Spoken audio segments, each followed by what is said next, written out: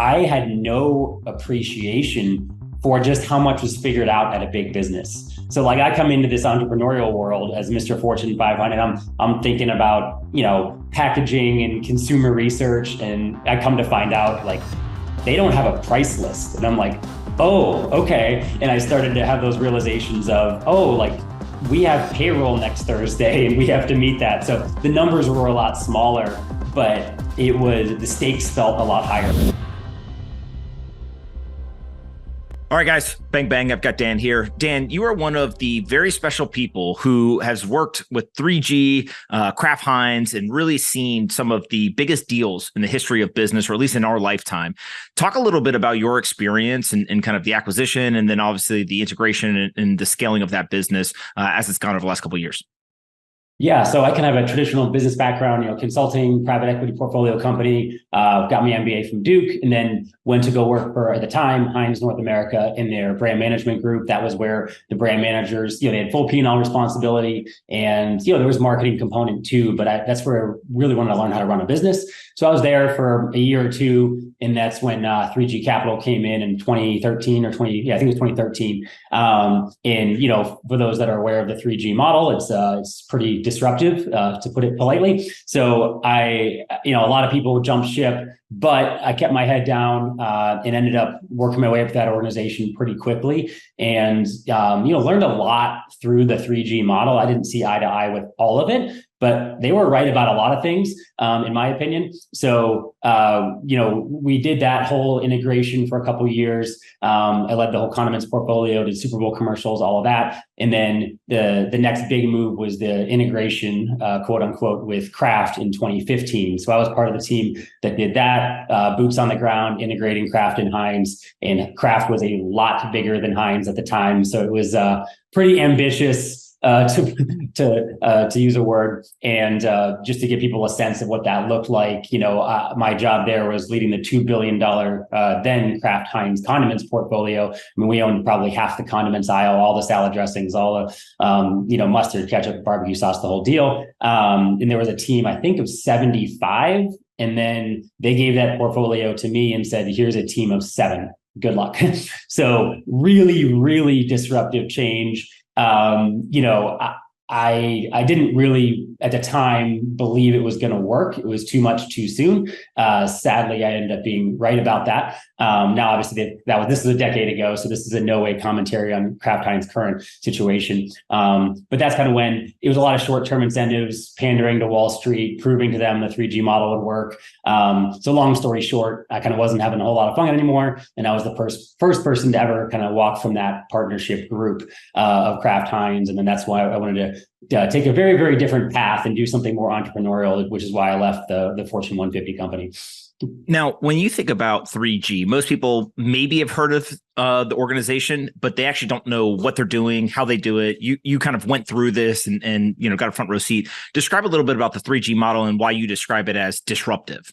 Yeah, so it's aggressive cost cutting. I'm oversimplifying a bit, but they'll go after some, historically, big CPG companies can be a little bloated. I think they are right about that from an objective business standpoint. So there's aggressive cost cutting, sometimes on the personnel side, very, very aggressive renegotiation of all vendor relationships, supplier relationships.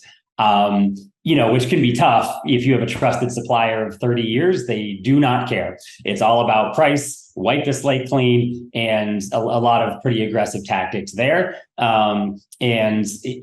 also have a pretty well publicized zero-based budgeting policy, which basically means you don't budget off of last year, you budget off of zero as part of the planning process. And then every penny that you want to be part of your budget, you have to fight for. So it doesn't matter that you spent $10 million on TV supporting Heinz ketchup last year, your number for next year is zero. And the same with everything in the business. So that's all the bigger stuff. And, they set that culture through very lean travel. Even executives are flying coach and, renting crappy cars and that type of thing. So it's just very, very aggressive cost control.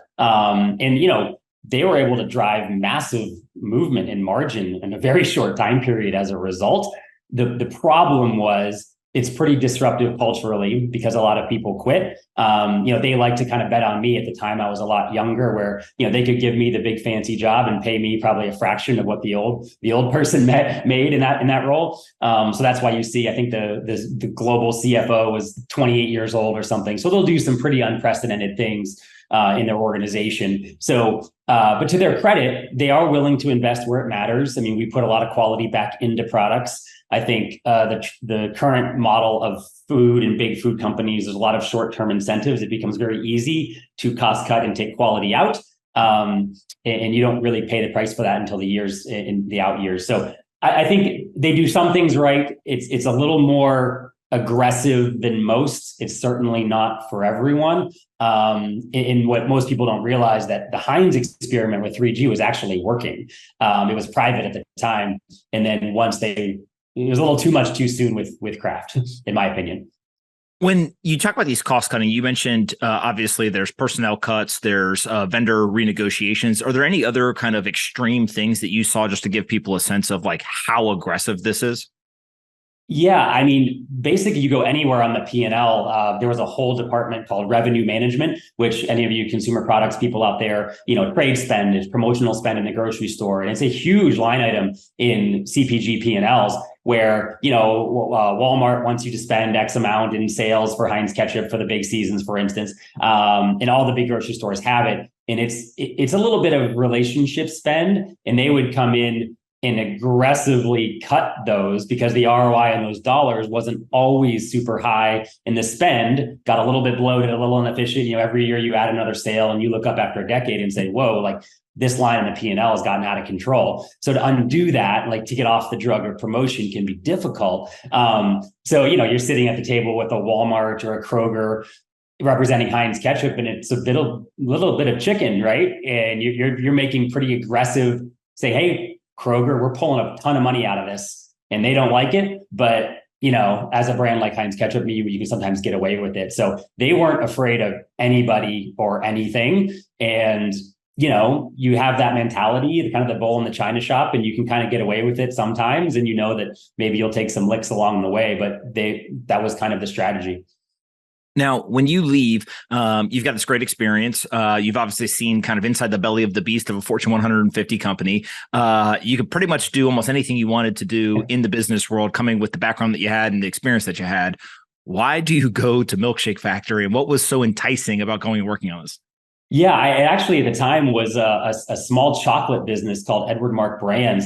And what I didn't want to do is, I had peers that would jump ship and go work for P&G or General Mills. And again, great companies, it's not against them, but it's still kind of the same thing. Like I knew I wanted to do something radically different. I always thought that entrepreneurship could be a decent fit because I didn't love the optics and the politics and the pandering to Wall Street and all that stuff. I just wanted to grow a business for the long term. So that's where I got a little bit, it's kind of, again, stopped having fun. But that's when I met a family called the Edwards family. They're fourth generation chocolatiers. The fourth generation actually had very prominent careers in the White House in the George W. Bush administration. So they were flying around Air Force One and all the big events of history, 9/11, Ground Zero, and Katrina. I mean, they have amazing stories. They gave that up to come back to the family chocolate business, which at the time, this was not some big, come back and get on the family business gravy train. I mean, the business maybe had a couple $100,000 in sales. Like I truly don't even know how they paid themselves.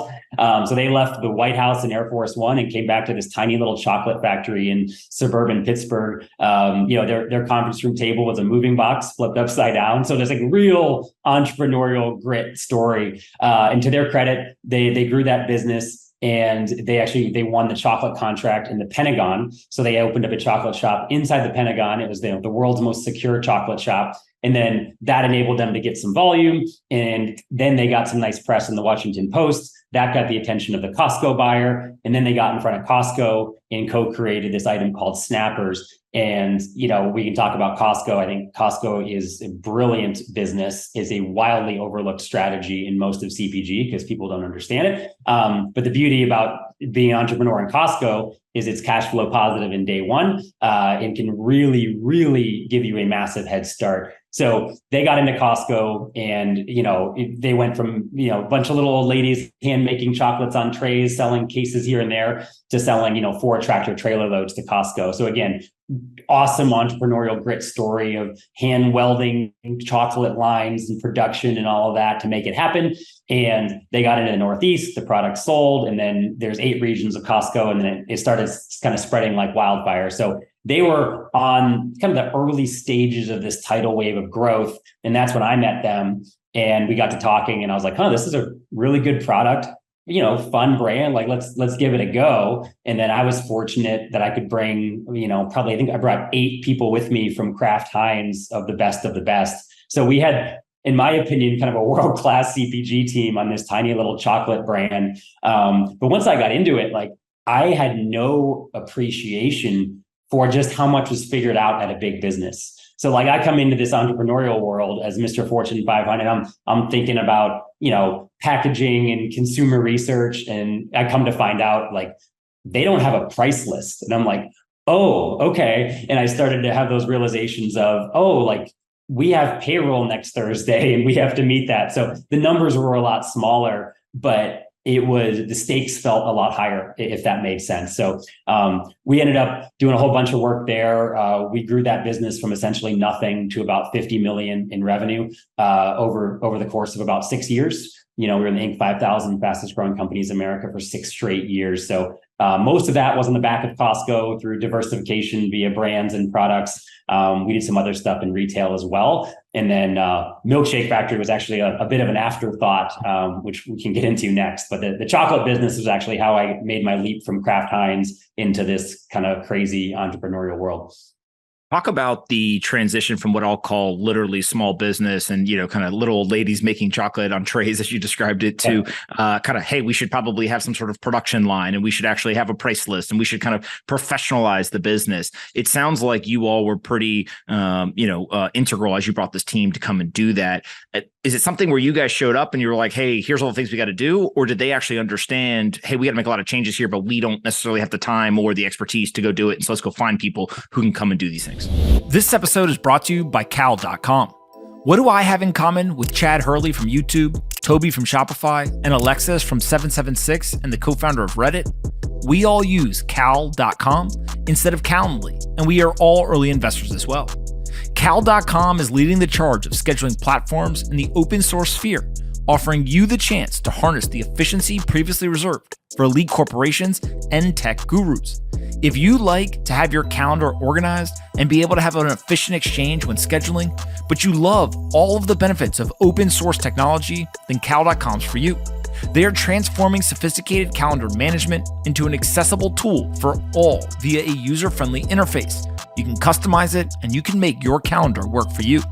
Use code POMP for $500 off when you set up your team with Cal.com today. Again, go to Cal.com, Cal.com, and use code POMP to get $500 off when you sign up. Cal.com, an open source tool that allows you to take back control of your calendar, be efficient when scheduling, and make sure that no one can steal your time. Yeah, I think they were smart enough to know what they didn't know. Now, again, they're chocolatiers. They can do everything about the product and whatever else. But, they're in a Costco meeting and saying like, they're Googling what's a case, what's a pallet, like what's packaging. They didn't know anything. So that's when they met me, I'm kind of I call it the CPG fundamentals guy. So anyone in CPG, there's a very structured playbook you have to have in terms of pricing and promotion and strategy and margin and distribution and, right on and on and on it goes, right? And like, if you don't execute that well, you are going to really struggle. Like that's just the reality. Now, doing that stuff doesn't guarantee your success. So, I came in the first, I think 20 days, we changed the packaging because we knew the functional communication wasn't there, right?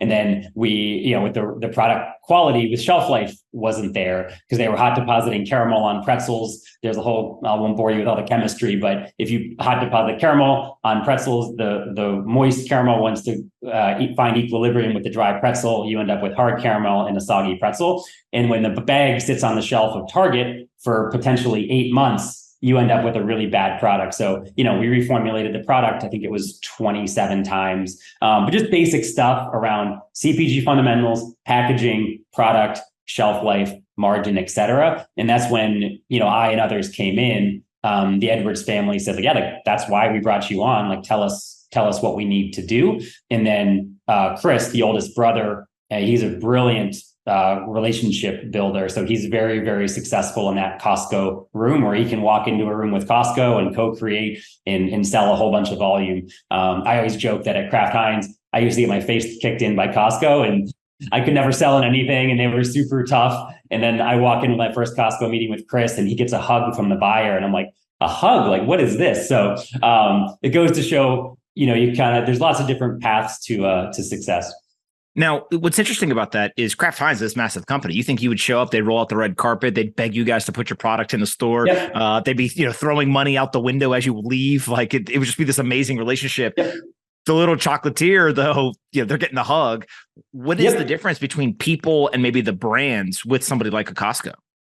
Yeah, well, Costco is all about the member and a little bit about the treasure hunt. And they don't really care about the brand. They care about the product because they know the member doesn't really care about brand. So, the fact that, I was representing, the Heinz brands or whatever, they were like, okay, cool. How good's the product? What's the price? Is this the best price? And then it's tough, right? Because if Costco, I'm going to, Heinz ketchup, for example, Costco wants some crazy price and then Walmart sees it, then they're mad at me. Now, all of a sudden I've got a much bigger issue on my hands, right? Whereas the small chocolatier, you're not in Walmart. You're like, yeah, let's co-create. Oh, you want a little more chocolate, a little more caramel. Let's change the bag size. Let's change the price. Let's change the name of the product. Let's change the picture on the bag. And if you do it right, we were very successful in almost co-creating with these buyers. So many people go into Costco and they try to hey, here's my product. Like, you got to buy it. And for us, it was like, hey, here's some ideas we have. And we'd have a whole table full of samples and we just co-create real time in the meeting. If you can do that right, then the buyer is emotionally invested in that product because they created it with you. And that's a big deal if you actually understand how Costco works in terms of some of the politics and the buying network. So it's not, we could go in with that strategy with Walmart. Hey, we're the little chocolatier. And they would say, we don't care. You're not Hershey or Mars. And, we actually had that experience where they put us in the bottom corner of the shelf. We didn't perform because we never really had a chance. So that's why for a lot of younger entrepreneurial brands in CPG, and I see them and I love all these founders that come up with these amazing brands. But when they go after small, fragmented regional grocery distribution, or even a little bit of Whole Foods, it's a really tough way to scale because the economics just aren't there. I can almost promise you're not making any money because the volume isn't there. And then they hammer you on price and promotion. Whereas Costco, we built the entire company cash flow positive from day one because Costco pays in 10 days and our co-man, we would pay in 30. It's a brilliant thing, right? And you're shipping tractor trailer loads of volume all over the country. So again, I could talk all day about Costco. I'm a Costco loyalist till I die. I think their business model is just brilliant. And I think they execute it better than anybody, in my opinion. So we have the Edwards family. They've got the chocolate business. They're in the Pentagon. They're in Costco. Everything's going amazing. Got $50 million in revenue. And my understanding is that Milkshake Factory basically was created as a solution to try to entice people to come in during the summer, because I'm assuming that chocolate and heat don't do so well together. Explain a little bit the story of the Milkshake Factory. It almost seems like it was like a sub-brand that now is scaling nationally as well. Yeah. So it was funny that, I don't want to say it was an afterthought at the time, but as you can imagine, during that 0 to 50 million growth in the chocolate company, we were pretty busy and pretty focused. And the Edwards family's mom, third generation, she had a little old chocolate shop on one of the streets in Pittsburgh. Every little town has one. It's there's a million little SKUs of tiny little chocolates. And if it's not Valentine's Day, Easter, or holidays, it's kind of a tough business to be in, right? It's a hard way to make a living. So Dana, the founder of the Milkshake Factory, one of her college projects was like, man, we don't sell anything in the summer. I mean, no one's going in to buy salted caramels in July. So she's like, why don't we start scooping milkshakes? And, they're fourth generation chocolatiers. So of course the recipe and the shakes are unreal, right? Their standard of quality just is impossibly high. So they just started scooping shakes out of mom's chocolate shop. And then of course people loved them because they were awesome. And then they realized, wait a minute, this shake business is actually way better than the chocolate business. So the business used to be called Chocolate Celebrations. And then they rebranded it to Milkshake Factory. But still the heart of the Milkshake Factory is still chocolate. So, it used to be all chocolate and no shakes. Now it's about 80% shakes, 20% chocolate. But it was just one little retail shop, and it was the Milkshake Factory, and it was fine. But it was just kind of off to the side. We didn't really pay much attention to it. But the big inflection point for Milkshake Factory was in 2016. PNC Bank was building their global headquarters in downtown Pittsburgh, gorgeous new building, LEED certified, greenest building in the world, whatever. And they just didn't want another Starbucks in their lobby. So they came to us and said, hey, will you put a Milkshake Factory down here? And we were like, this is right in the thick of our chocolate stuff. And we were like, yeah, we'd love to, but we just can't. We can't. And we said no, I don't know, probably 10 times. Eventually they came with an offer we couldn't refuse. So we kind of reluctantly put a Milkshake Factory in there. And then we decided, hey, when we're doing it, we might as well do it right. So we rebranded. Anyone on video, the Zoom background behind me is that store with all new architecture and much more thoughtful branding and design. Spent way too much money building it out, to be clear. But once we opened those doors, it was a huge success. I mean, just runaway success. And that's when we realized, maybe we're onto something with this Milkshake Factory. And that's when we opened 6 more stores over the next 18 months around Pittsburgh, urban, suburban, college, et cetera. And that's when, I've done a lot with different brands in my career. And there's something about the Milkshake Factory that I can't quite articulate, but people love it. They just love talking about it. They love coming to it. It's a little bit of nostalgia. No one's really planted their flags as doing really high quality milkshakes, which we can get into. Then we got hit with COVID, got through that. That was tough, obviously, but it made us better. Have since opened a couple more stores. So we have 10 stores around Pittsburgh to really validate the model. And then, within the last year is when we've kind of got into franchising, which we can get into. So Milkshake Factory really started as this kind of afterthought, and then it kind of turned into this side project. And then it wasn't until a couple of years after that when we realized, hey, wait a minute, we might be onto something. And then once we exited the chocolate business, for us and me personally, we've always really believed in the brand. So we wanted to see what we could do with it. And that's kind of what we're doing right now. So I want to just do rapid fire, a bunch of questions about the actual business today before we get into the franchise opportunities that you guys are doing. So first, you said 10 stores all within the Pittsburgh area. What is the distance between maybe the two farthest from each other? Like how many can you pack in from a density standpoint into a city? Yeah, it really depends. And Pittsburgh is a weird market where people don't go across bridges and there's tunnels and little pockets of neighborhoods. So it's about a store per 75 to 100,000 of population, give or take. It's not quite that simple. We have some stores that are actually less than a mile apart, but they're through a tunnel and over a river. So, it kind of doesn't really count. But if you go all the way to the northernmost store to the southernmost, they're probably 25 miles apart, give or take. Pittsburgh's, I think the 40th biggest metro in the country or something like that. So I think 10 stores, we could probably opportunistically maybe put 1 or 2 more in, but that's about the ceiling for Milkshake Factory. And if you think about bigger metros like, Dallas, Fort Worth or Atlanta, obviously the potential is a lot more than 10 or 12. Yeah, that makes sense. What is the average revenue on a per store basis? And then what does profit on an annual basis look like? Yeah. So average revenue is between 8 and 850. We've got a couple stores that'll do 7 figures. But yeah, on average, it'll be between 800 and 850. And then, average profit, and this is speaking from the franchise side, where we're kind of bake in a royalty rate. We like to see around 20%. We've got some corporate stores that'll do in the high 20s, pushing 30. Got it. When you think about the actual products themselves, is this a type of store where like one milkshake, vanilla or chocolate, or, one thing is 70, 80% of all milkshake sales, or is there a pretty distributed, kind of sales, kind of interest, if you will? Yeah, it's very distributed. And we've been super intentional. Like way back at Mom's Chocolate Shop, it was 55 shakes, line priced at $4.50. So we've done a lot of work. I'm a firm believer in a premium brand. So we've done a lot of work to premiumize the brand. And we kind of have a good, better, best menu strategy. We have about 20 shakes. We've got some, the good model would be the standard chocolate, vanilla, strawberry. That's about 13% of revenue. Then we have a kind of a standard bucket of shakes. It's peanut butter brownie, it's mint cookies and cream, stuff like that. And then we just introduced kind of a more premium tier of shakes for the less price conscious consumer. Then we also have sundaes, and we also have a dairy free menu. And then we also have the chocolate. So the highest shake on our menu will do between 7 and 8% of total revenue. So it's pretty well, we call it the illusion of complexity. It's this big, beautiful menu, but operationally, it's actually super simple to execute. But if you come in, usually it's a little bit of a paradox of choice situation where consumers have a hard time picking what they want, and then that usually keeps them coming back. The brand that you were mentioning it earlier, like Milkshake Factory, for some reason that name just sounds awesome. It has this like brand promise of like, I'm going to the pros, right? The stores, obviously, when you walk in, I recently interviewed Ron Shake, who's founder of Panera, has been the chairman of Kava, and he talks a lot about the experience. Like, not only does the brand have to kind of resonate, but also when you walk in, it's got to feel like you're getting that brand promise before you ever even taste the product. How much does it cost to build out one of these stores?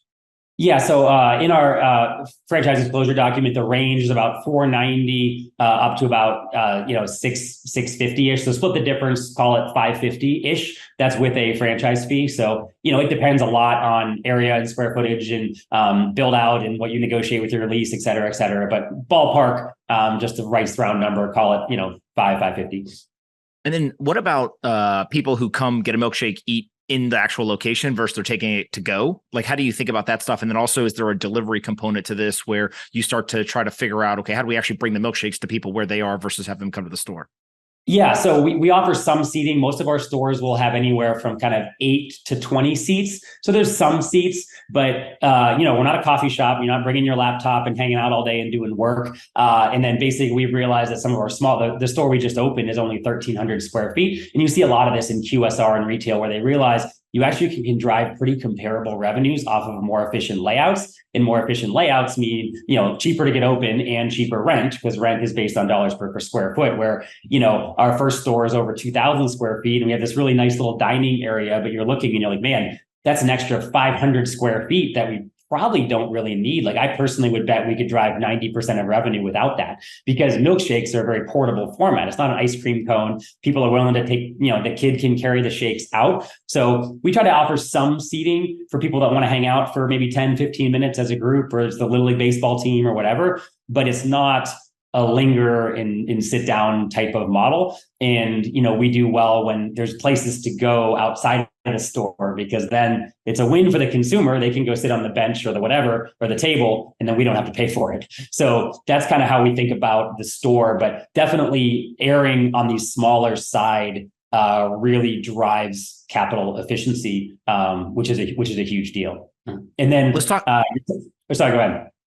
I was going to say, let's talk about the unit economics of a single milkshake itself. You pick one, but what does it look like if you're selling it for, X dollars? What does the cost look like? And kind of, if you could break down some of that cost, how much of it is like the actual chocolate, ice cream, or any other ingredients they're going into it? Today's episode is brought to you by Trust and Will. I've gone through a number of different changes in my life over the last few years. I got married, I had a kid, and I had to start thinking about how could I ensure that my wife and my child would be okay if anything ever happened to me. That's where trust, wills, and estate planning come into play. Now, most people, what they do is they get introduced to a friend, an uncle, or someone in their local community. It tends to be someone who's really expensive, a lawyer, an accountant, or somebody who does estate planning, and they just simply are using a one-size-fits-all template and just telling you, pay me thousands of dollars, and I'll use the same thing for you as the guy down the street. But that's not what Trust and Will does. They have a trusted online estate planning product that starts as low as $159, which allows you to now protect your legacy from the comfort of your own home. Leverage their excellent customer support, available via phone, email, or chat. They have thousands of 5-star reviews and a rating of excellent on Trustpilot. It takes most people 20 to 30 minutes to complete their estate plan with Trust and Will. And not only that, but if you go to trustandwill.com/pomp, you'll get 10% off. Plus, you'll get free shipping of all your estate planning documents. So go to trustandwill.com/pomp and make sure you get an estate plan in place. Whether it's for you or one of your loved ones, having a trust and or a will can literally be the difference between someone being taken care of and someone not. Go check them out today at trustandwill.com/pomp.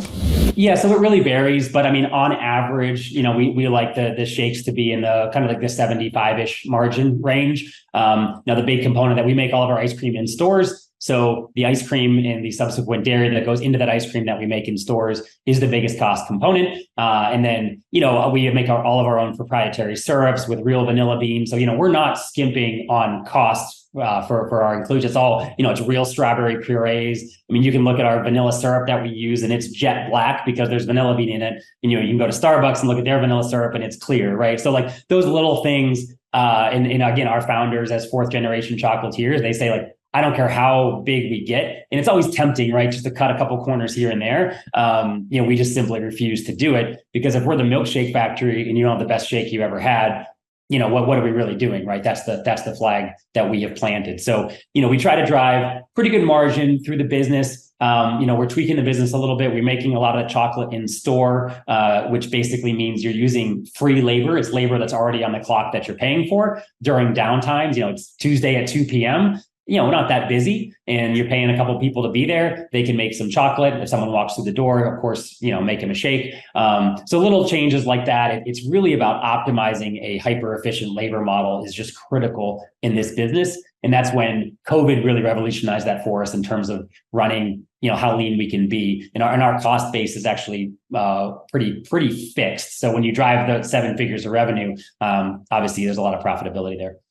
Now, what's interesting to me is let's take just the market of Pittsburgh, right? You guys have 10 stores within, call it 25-mile radius, give or take, with many of them even closer than that. It's very different than if you had 10 stores across the country, right? And so we have seen some stores, specifically in CPG, say, what we're going to do is actually we're going to have one central location where in your guys' case, you're going to make the ice cream, the chocolate, whatever. We're going to go and we're going to warehouse all of the, various containers and things that we need, whatever. And then we're just going to use it almost as like a distribution point to these 10 stores. How much of that and kind of logistics efficiency on a local scale are you guys really pursuing versus no, we need to have this model be able to be standalone and each store needs to be able to do every single one of these things as we scale it across the country? Yeah, so we have not done kind of the hub and spoke from a distribution model. We when I say we make our ice cream in the stores, meaning the individual stores, we're not making it at an offsite location and shipping it to the stores. And we're trying to set up, obviously now as we're going towards franchising, it's a very different animal when you think about national supply chain, especially, we're not growing regionally, we're selling units in Utah, in Texas, in Florida, in North Carolina, and Connecticut, et cetera. So that presents some challenges. So it's really all about finding that right distribution network. And there's a whole network of distributors out there for both dairy and all of the other goods that we have. So that's kind of that has been the challenge of the last 6 months is taking our supply chain from regional. We got kind of 9 little, mom and pop-ish type, vendors in network where, that's not scalable nationally. So there is a bit of a weird chicken and egg where, you're kind of, you need the volume to work with the big guys, but sometimes it's hard to get the volume unless you're with the big guys. So there's a bit of a chicken and egg there. So we're working through that in terms of what that national supply chain looks like. But you see food and beverage brands all the time. It's a challenge getting product where it needs to be reliably and at the right price. So we're spending a ton of time on that right now. Let's talk about franchise. So obviously you've got 10 corporate stores. You're doing pretty well, right? Business is growing. At some point, you guys decided, let's go do the franchise model. What are the pros and cons of the decision? And what pushed you guys ultimately to decide to do it versus refraining? Yeah. So, coming out of COVID, we had opened 2 more stores. We were sitting at 10 stores in Pittsburgh. So really the decision was threefold. Choice A is run a 10-store business in Pittsburgh, and there's nothing wrong with that. That's a perfectly nice business to run. Option B would be expand via corporate development model. And then option C would be franchise. And, we all kind of sat around the table and said like, man, we really, really believe in this brand. I think Pittsburgh's kind of a C- milkshake market. We talk about why, but the fact that we're as successful as we are in Pittsburgh, I think shows that there's a lot of potential for this brand, in my opinion. And so they said, all right, well, we're not standing pat is not an option. So how do we grow, right? What's the strategy look like? And if you actually get into the economics of a corporate development model, if you want to do it or, look at what Culver's has done over the course of many decades, kind of methodical, systematic growth. And again, hats off to them. They've done it brilliantly. But, they've done it over the course of a generation and kind of slow until you build that up. And then they've obviously picked it up. But in terms of just either raising money or spending our own money, it is very, very capital intensive to grow a QSR brand on your own to meaningful scale. We could go open up another 10 stores, but let's say we wanted to open up 40 more stores, rough math, you need at least $20 million, likely more. And you're like, oof, like like that's in from a valuation standpoint, 10 stores in Pittsburgh, I mean, the whole company's not even worth that. You know what I mean? It just doesn't work, right? So that's kind of when we realized, you know, we didn't set out to franchise at all. And I honestly was a little dismissive of franchising, I'm embarrassed to admit. But then once we started learning about it, we realized we had the perfect brand for it in terms of super simple operations, super scalable. You know, no one's doing what we're doing, a proven concept with 10 stores, you know, check. So we're kind of the F&B solution for people that don't want to do F&B. And then we were smart enough to know, you know, we're business people, but we're not franchise people. So I spent most of last year talking to every franchise development company in the country, right? There's kind of these houses that will help you franchise your business because there's a lot of, I equate it to walking through a field of landmines. It's really easy to step on one. And if you step on one, it can be game over. So we wanted help kind of walking through that field. And long story short, ended up partnering with a company called Franworth. And, you know, in my opinion, they're the best of the best. They get 400 deals across their desk every year. They'll do one or two. And then our big moment of validation, and these guys all are big time, you know, ex-franchise CEOs. They've scaled big franchise brands from nothing to 500, et cetera. You know, Drew Brees, the Hall of Fame quarterback, is part of that group. So it's when they all came to Pittsburgh and said, wow, like this operation is incredible and this product is incredible. That was our moment of validation because we had our 10 little stores. And I don't know, like we like it. Does anybody else? And then when the Franworth folks came and were really blown away, that's when it was like, okay, I think, you know, we're going to give this a go. And then we formed our franchising entity at the beginning of this calendar year. What's up with Drew Brees and franchises? I think he's also involved in Everbowl, which is like another franchise concept. He's involved in a lot. The Sliders, Walk-Ons, Bistro, Everbowl. And, you know, he's such a great guy. I spent a little time with him and he's so humble where you meet him and he's like, hey, I'm Drew. I'm like, yeah, I know. So he's just so humble and just so, he's so meticulous and thoughtful. You can kind of see why he was so successful on the field. And you'd think that, you know, you run into athletes all the time of varying levels of sophistication. I think there's a lot happening in that space, which I love. But Drew was just so plugged in, asking great questions about the business and talking about his businesses. So, you know, he's not some sports figurehead who's just cutting checks. I mean, he is in it. And I give him a lot of credit. He is a really, really sharp guy, but he's also like one of the nicest guys you'd ever meet. So yeah, it's cool just to kind of have access to him. And yeah, he actually even yesterday was, you know, I think he tweeted about us of, oh, I'm so excited about Milkshake Factory and he wants to open one in San Diego or whatever. So yeah, it's kind of fun just to, you know, have him on the team. That's awesome. Let's talk about the franchisees. How do you evaluate who the right franchisee is? Obviously, they're going to operate your business. They're going to be their local representative. They're going to ensure, you know, kind of brand and like all these components are really important, but also they're going to be part of generating revenue for you. And so they've got to have the business sense as well. But like, how do you go through that evaluation process and ultimately decide on people?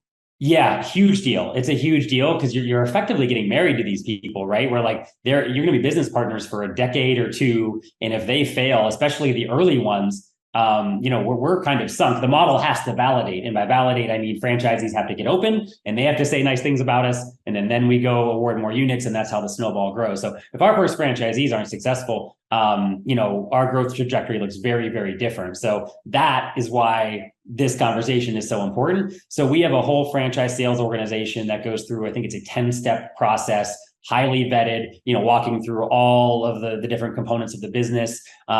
So they need to deeply understand the business. They obviously need to be vetted financially to make sure they have capital. Because as everyone knows, if you run out of capital, that's a problem. So they go through that very rigorous process. And then our final step is what we call Discovery Day, where all people who make it through that whole process will come to Pittsburgh for a 24-hour period, meet the team, spend time in stores, very immersive. It's a half day of presentations. The goal is that they would leave that with all of their questions answered. And, you know, they're vetting us, of course, but we're also vetting them. So that's kind of our two-way kind of matchmaking thing. And, you know, we've said, you know, we'll probably end this year with around 50 to 60 units awarded. And if we said yes to everybody that, you know, was financially qualified and wanted to invest, that number would have been about 2x higher, right? And those are tough conversations to have because people want to buy in, they're ready, and they say, yes, I want to do X amount of units in the X market. And we have to say, you know, I'm sorry, I don't think you're a great fit. A big thing we look for is this is a people business, right? And if you can't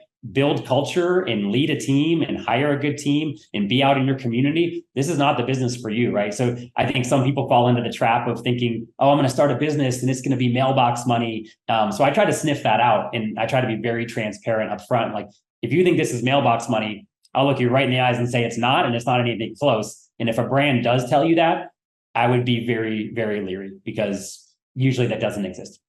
How many of these people have previous franchisee experience they've been doing, whether it's Wendy's, Chick-fil-A, or maybe even non, food and beverage type concepts, versus those that this is the first franchisee that situation they're going to enter into? I would say about half. So you meet people with, all varying levels. I've talked to people that, I have 40 Pizza Huts and, big scale, right? All the way to, we just approved a group in their 20s that is just hungry and they're fed up with their corporate gig and they're ready to run through a wall to make this happen. And I love people like that. I'll bet on those guys any day. They're going to open one unit. So it's kind of a whole spectrum.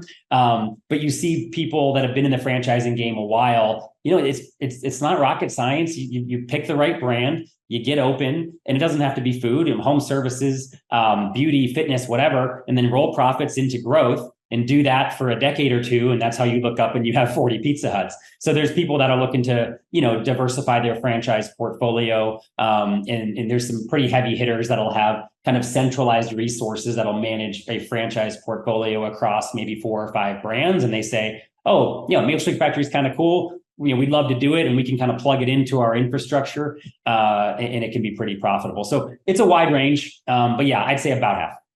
Those big players, what are they doing in the centralized services? Is it just like management centralization, P&L centralization, or something else? Basically, the big thing would be, think of all the back office stuff. So usually there's some like IT/infrastructure system stuff. A big thing is hiring, right? If you can imagine, for a business like ours, there's a lot of churn, and it's summer workers and management turnover, and it's kind of the game that you're in. So having a scalable and efficient hiring operation is huge. And then if you think about centralized bookkeeping and accounting, and HR, which obviously is related to hiring. So kind of that type of stuff, where if you're just a random franchisee with a store or two, you're probably just doing it all yourself. But if you have a network of 50 or 100 locations, obviously you can afford to professionalize your operation a little bit. And some of the numbers that those folks do are pretty impressive. I've had the great fortune of interviewing a ton of people who have started some of these franchisees businesses, everyone from Dunkin' Donuts all the way on down. And one of the things that always fascinates me is there's almost 2 different ways to kind of have oversight. There's like the qualitative and the quantitative. Obviously, quantitative, like you're getting the P&L. Are they getting foot traffic? Are they not? Are they getting profit? Are they not? But in terms of the qualitative, do you guys just show up in the store and like, is it clean? Are the people nice? Like how do you kind of quality check, if you will? Yeah. I mean, honestly, like, what all starts with the numbers, right? That's the source of truth. And usually if you're driving good numbers, then something's working. But I think there's a couple sources of truth where, for us, it's about, again, we tell people all the time, we'll teach you how to make shakes. We'll teach you how to open your store. You need to run a good culture. And that means that translates into friendly customer service and keep your store clean. Like, our store has no commercial kitchen equipment. There's no fryers, there's no grease traps, there's no gross kitchens. Like, our store is spotless, and the bathroom is spotless, right? So literally, good customer service in a clean store. I know it sounds so simple, but that'll get you pretty far in this business. So I think a lot of that will manifest itself into reviews. So reviews, especially when the sample size gets a little larger, even across our 10 stores, like, without looking, I haven't looked at the reviews in probably a couple months. I could probably rank our stores by reviews in order, and I'd probably get it right? Because, you always have someone someone will hammer you for a 1-star review because of whatever, and that's inevitable. But if you can get the sample size of hundreds, or even better, thousands of reviews, that means you're doing something right. So some of our stores will have, 2,000 4.8-star reviews, and you're like, okay, that's a big deal. Now, again, sadly, there's some games you can play in the review world with bots and stuff. So we don't do that stuff. So that playing field is a little bit tainted. But I do think if you look at reviews, you can kind of see, okay, why is this store 4.3 instead of 4.8? And why are people complaining about, service or cleanliness or whatever? And then if you kind of have that's the more qualitative side. And then if you layer on the quantitative side, obviously there's usually a story to be told there as well. That makes sense. My last two questions for you are around economics of this kind of franchise model. How much does it cost in terms of the franchisee putting in to get started? And then what does it look like if, let's say, the store does $1 million in revenue? You have cost, you have kind of the franchise fee, you have all this stuff. Like, what does that look like for the franchisee as well? Yeah, so the number I mentioned earlier, that 550 number, that includes our $60,000 franchise fee. Now, again, that $60,000 is for one store. If you go all the way up to 10, you get the volume discount and it works out to 35K. So think about a sliding scale from 60 to 35K per store, depending on how many you buy. So that's upfront, kind of due at closing. And then, that's kind of, I view it as one bucket of pre-opening costs. So that 550 number I mentioned, that counts that franchise fee of, that's how much it costs to sign your FA to getting open on average. Of course, there's decent variables on either side. And then ideally, I love for cash on cash return to be around 3 years is a decent benchmark for this industry. Now, obviously, if you can use leverage and things like that, you can juice your own returns quite a bit better than that. But I think if you're doing $1 million store, your profitability should be in the, ideally, 20 to 25 or even higher range. And that includes a 6% royalty and 2% brand fund. But again, that's just our experience with the corporate stores. I have to be careful not to project what the franchisee can make because that's an earnings claim. So I try to be super transparent in our FDD, our item 19, which is where we disclose all of our data. We all store P&Ls, everything. So you can kind of see what we're doing in there and get a pretty good sense for the business and the P&L. Yeah, that makes a ton of sense. Dan, this is fascinating to me, and I appreciate you kind of explaining it so well to folks. I'm left, I guess, with actually one last question, which is just like, you worked at the big company. Now you worked at the small company that's quickly becoming a big company. Which one's more fun? I think we all know the answer to that. It's the small company. Come on. I'll love to the big company folks. I've got a lot of friends at big companies. If I have it my way, I will never go back to a big company. I read about quarterly earnings and I'm like, what are we doing? Like, I just am out on the whole thing. I love just getting a small group together with aligned incentives. I'm such a big believer in people, right? So I spend almost all my time just trying to get the right people to the table. That's our team. That's our partners. It's Franworth. It's our agency partners. And obviously it's our franchisees. And, I'm really proud of what we've done this year. And we're such a great group of people that I just genuinely like and genuinely want to hang out with. And, we don't have to talk about Q1 earnings, which is pretty awesome. I love it. Where can we send people to find you on the internet or find out more about Milkshake Factory? Yeah, so I'm trying to be a little more active on Twitter. I've been enjoying that. So I'm at Dan Reese, RESE 21. So trying to engage with folks there. I've been having fun with that. And then we're at milkshakefactory.com and we have a whole franchise page. So yeah, anyone interested in Milkshake Factory or even not, just franchising in general, please reach out to me on Twitter via DM. Happy to chat. Awesome, Dan. Thanks so much for that. To do it again in the future. All right, I appreciate it.